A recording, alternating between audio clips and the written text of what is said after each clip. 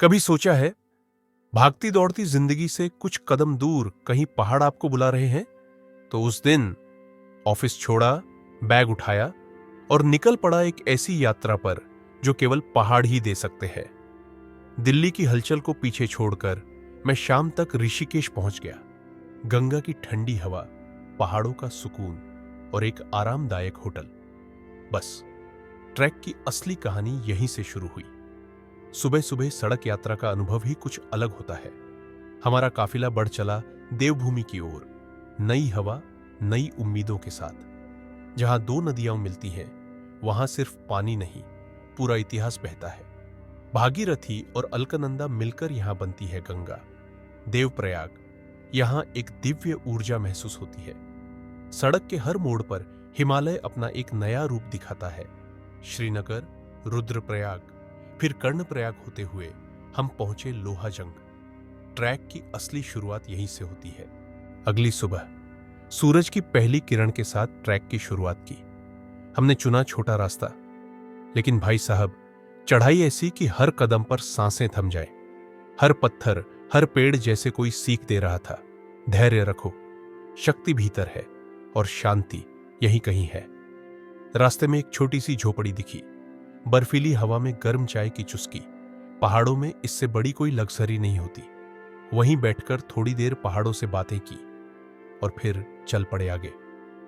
और तभी सामने आया वो दृश्य, त्रिशूल पर्वत।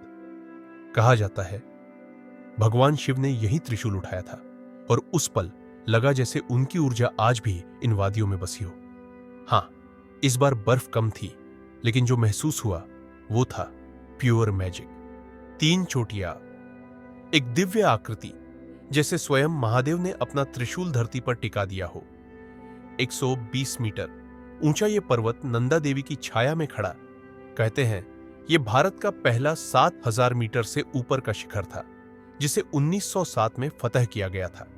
लेकिन इस चोटी को देखकर लगता है कोई इसे जीत नहीं सकता, बस निहार सकता है श्रद्धा और सिहरन के साथ।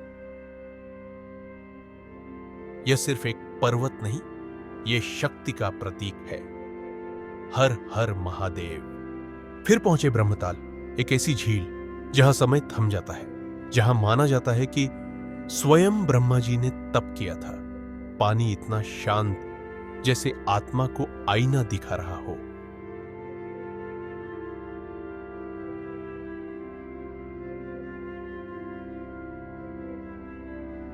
अगली सुबह ना कोई शब्द, ना कोई शोर, बस पहाड़ों की गोद में एक सुकून। फिर लौट पड़ा वापस, लेकिन जो अनुभव था वो दिल में कहीं उम्र भर के लिए बस गया। अगर कभी दिल कहे अब बहुत हुआ, कहीं दूर चले, तो एक बार ब्रह्मताल जरूर जाना। ये सिर्फ ट्रैक नहीं, ये एक आत्मिक यात्रा है। ऐसी ही अद्भुत यात्राओं और पहाड़ों की कहानियां देखने के लिए चैनल को जरूर फॉलो कीजिए और जाते जाते एक बार जोर से बोलिए, हर हर महादेव।